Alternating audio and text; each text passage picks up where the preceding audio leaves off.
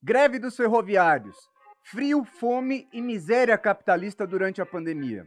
O meu nome é Marcelo Pablito e para quem pensou que a gente ia achar lindo o homem mais rico do mundo passeando pelo espaço, a gente começa com uma péssima notícia. A nossa classe está on.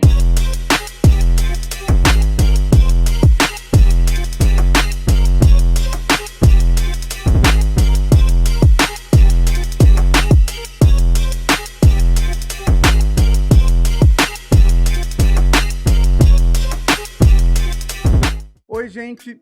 E antes de começar o nosso giro, a gente não podia deixar de falar das condições completamente desumanas que esse sistema capitalista impõe para os trabalhadores e para o povo pobre. Vocês imaginem o que é o sofrimento de uma pessoa que morre de frio nas ruas. Pois é, enquanto isso, o governador aqui de São Paulo, João Dória, vive numa mansão e a especulação imobiliária mantém milhares de imóveis vazios em todo o país. Por isso a gente diz que não é uma culpa só do clima, mas sim da sede de lucro do capitalismo que fez com que essa situação terrível voltasse a se repetir nessa semana, que registrou a noite mais fria do ano. Já são inúmeras mortes de moradores de rua aqui em São Paulo e em várias cidades do país. E para acabar com isso, a gente defende uma reforma urbana radical que ataque os lucros da especulação imobiliária, que garanta moradia digna para todos e um plano de obras públicas para atender às necessidades da população. E para começar o nosso giro, na semana passada os ferroviários de São Paulo, da CPTM, fizeram uma forte greve em defesa das suas condições de trabalho, dos seus salários e também contra a privatização do transporte. A grande mídia e o governo caíram matando em cima da greve dos ferroviários para jogar a população contra os trabalhadores. E agora, nessa semana, o que aconteceu? O Dória e o secretário de Transportes, Alexandre Baldi, anunciaram a privatização de novas linhas de trem da CPTM. Na verdade, eles atacam a greve dos trabalhadores para avançar ainda mais na privatização, que, como a gente sabe, vai levar a população a pagar tarifas ainda mais altas. Isso sem falar dos subsídios que o governo garante para aumentar o lucro dos empresários. Por isso, nessa questão, a gente não tem nenhuma dúvida. Nós estamos lado a lado com os ferroviários e chamamos todo mundo a apoiar a luta desses trabalhadores em aliança com a população em defesa do transporte. E eu aposto que todo mundo que está assistindo o programa está sentindo o aumento do custo de vida. Já teve aumento da gasolina, do gás de cozinha, da conta de luz, do óleo, de vários alimentos básicos para todo mundo. Porque os capitalistas estão se aproveitando da pandemia para atacar os nossos direitos, os nossos salários, os empregos e, além disso, aumentar todos os preços. E se a gente já estava vendo trabalhadores diminuindo o consumo de carne, comprando fragmento de arroz, usando fogo a lenha para poder cozinhar, nessa semana a gente viu uma situação ainda mais dramática, que foi o caso dos moradores de Cuiabá fazendo fila nos açougues para poderem levar pedaços de ossos. Isso mesmo, pedaços de ossos, doados para poder alimentar suas famílias. Essa é a cara do Brasil do agronegócio, do Bolsonaro e do Mourão. No maior estado produtor de carne do país inteiro, a população se alimenta com osso de boi. E para acabar com a fome e situações como essa, a gente precisa colocar a produção e distribuição dos alimentos a serviço da maioria da população. E para isso, expropriar os grandes supermercados, as fábricas de alimentos sob o controle dos trabalhadores e garantir também o monopólio do comércio exterior.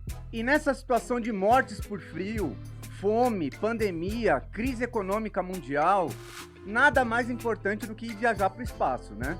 Pois é, essa é a vida do Jeff Bezos, o homem mais rico do mundo. Essa imagem vai ficar para a história, mas não pelo que a grande mídia mostra como, o grande empreendedor foi passear no espaço, mas vai entrar para a história para mostrar o absurdo que é que enquanto o povo aqui na Terra vive em um sistema capitalista que destrói o meio ambiente, que não controla as pandemias, que impõe miséria e mais mortes para os trabalhadores em todo o mundo, um burguês fica por aí passeando pelo espaço. A tecnologia deveria estar a serviço dos interesses do conjunto da humanidade.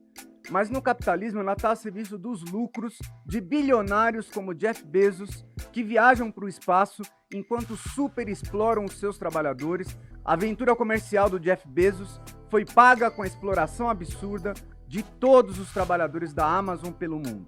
Gente, nós já denunciamos aqui A situação que a empresa Ângelos e a Prefeitura do Rio de Janeiro estão deixando os trabalhadores da área da saúde que estão há mais de 6 meses sem receber o salário. Vejam essas imagens que a gente recebeu aqui. Eu sou contratado por uma empresa Ângelos e trabalho em um hospital prestando serviço de maqueiro. A empresa já tem 6 meses que não paga nós os maqueiros.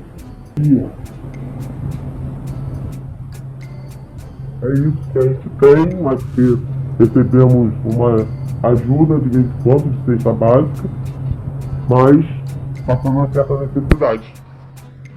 Nada mais justo do que recebermos nosso salário em dia.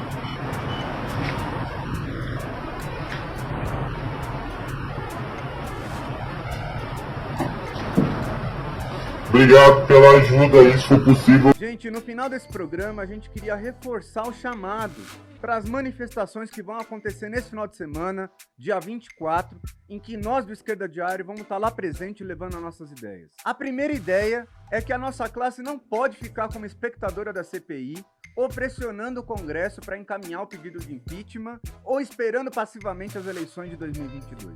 A nossa classe precisa entrar em cena através de uma greve geral para derrotar o Bolsonaro, o Mourão, todos os ataques, e por isso a gente está exigindo que as grandes centrais sindicais convoquem assembleias e reuniões nos locais de trabalho.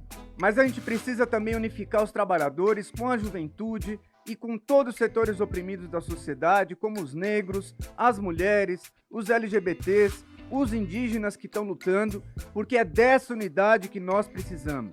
E não a unidade com partidos da direita, como o PSDB, que sempre atacou os trabalhadores. A gente precisa de uma Assembleia Constituinte, livre e soberana, para que a gente mostre que com a força da unidade da classe trabalhadora, com a juventude e os setores oprimidos, a gente pode ir além de derrubar o Bolsonaro e o Mourão e apresentar uma alternativa política que questione todo o regime e dissolva as velhas instituições do golpe institucional de 2016. E assim a gente avance para mudar todas as regras desse jogo político que só favorece a burguesia, revertendo todos os ataques e privatizações e permitindo que a nossa classe possa ver a necessidade de um governo dos trabalhadores em ruptura com o capitalismo.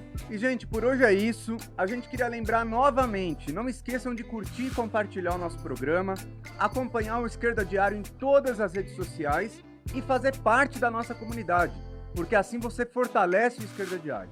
A gente se vê na semana que vem.